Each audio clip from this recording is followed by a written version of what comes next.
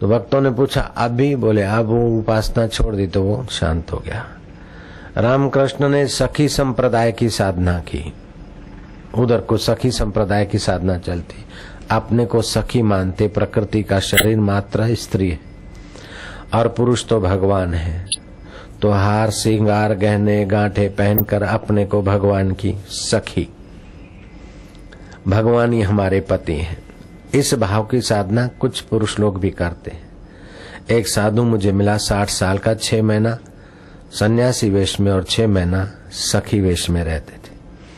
लेकिन उस साधु से भी तेज साधना थी रामकृष्ण की। रामकृष्ण जब सखी बने 3 महीने की साधना में, रामकृष्ण का स्वर महिलाओं जैसा हो गया। कोई बात नहीं, महिलाओं जैसा गीत कई लड़के भी गा लेते हैं, लेकिन उनकी छाती भी महिलाओं जैसी हो गई। लेकिन कई पहलवानों की छाती भी इस प्रकार हो जाती है, कोई बड़ी बात नहीं। लेकिन रामकृष्ण को मासिक धर्म आने लग गया, तो शरीर का मन ऊपर कितना बड़ा प्रभाव पड़ता है। अभी यूरोप में एक प्रयोग हुए कि आदमी के मन की कल्पना कैसा कैसा पैदा कर सकती है। एक मुजरिम को फांसी आने वाली थी, मेडिकल स्टूडेंटों ने हाईकोर्ट से सम्मति प्राप्त करके उसको पटाकर साइन करवा ली कि तुम्हें फांसी दी जाए, उसके बजाय तुम्हारा शरीर प्रयोग में लाया जाए। तुम्हें एक सांप काटेगा और उसका जहर तुमको लगेगा और तुम मर जाओगे, और हम तुम्हारी बॉडी का रिसर्च करेंगे, तुम्हारा नाम होगा। उस मुजरिम ने सहमति दिखा दी, क्योंकि रहम की दरखास्त भी उसकी ठुकराई गई थी, राष्ट्रपति के यहाँ की प्रार्थना भी उसकी स्वीकार नहीं हुई थी। वो ज्यादा क्रूर व्यक्ति था। उसके सामने घोड़ा लाया गया और सांप निकाला, पिटारी से घोड़ा को डंक लगवाया और घोड़ा छटपटाते हुए दम तोड़ दिया। अब उस कैदी के आंख पर पट्टी बांध दी गई, कंधे तक काला कपड़ा लगा दिया गया और उसको कहा गया कि यही सांप तुझे कटवाएंगे और हम चेक करेंगे कि क्या ब्लड पर तेरे ब्लड पर असर होती है। उसको एहसास करा दिया कि ये सांप तुझे काटेगा। लेकिन प्रयोगकर्ताओं ने, मनोवैज्ञानिकों ने और उन छात्रों ने क्या करा कि सांप की पिटारी में तो सांप पड़ा रहा, एक दूसरी पिटारी में जो चूहा लाए थे, चूहा कटवा दिया उनके पैर को और कहा कि उसी सांप ने काटा है। बस क्या था, फिर वो छटपटाया और ब्लड लेने वाले डॉक्टरों ने खून के नमूने लिया और पाया कि इसमें सांप का जहर बन गया। वो हैरान हुए कि सांप का जहर था नहीं, सांप छुआ नहीं इसको, और चूहे का पोस्टमार्टम हुआ, जरा जरा चेक किया गया कि चूहे में ऐसा सांप का जहर नहीं।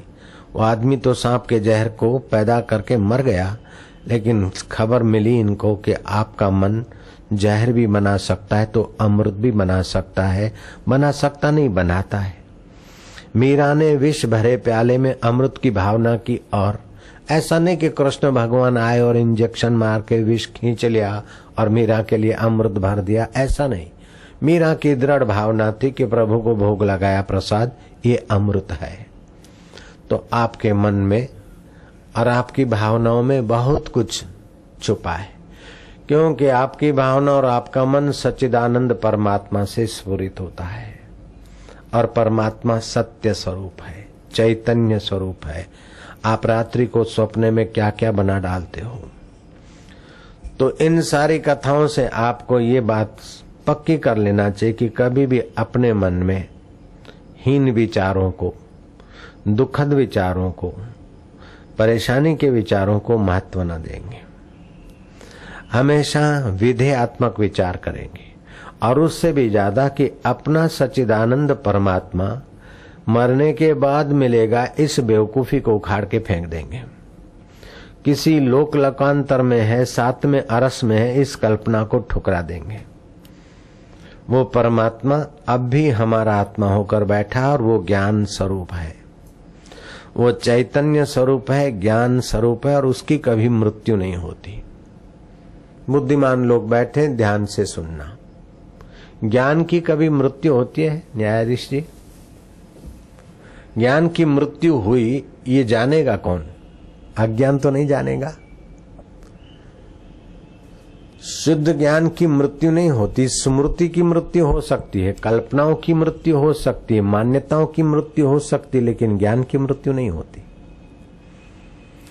और तात्विक ज्ञान का जन्म भी नहीं होता। ज्ञान का जन्म हुआ उसको देखने वाला अज्ञान नहीं हो सकता है। तो ज्ञान की मृत्यु नहीं होती और ज्ञान का जन्म भी नहीं होता।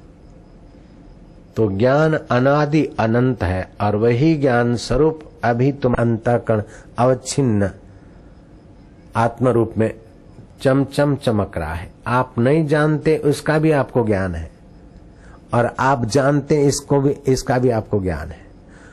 तो अज्ञान का भी ज्ञान आपको है, तो आप ज्ञान स्वरूप आत्म रूप में अभी हैं।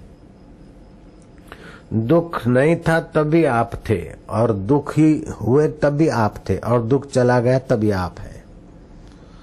इसी बात को सिख धर्म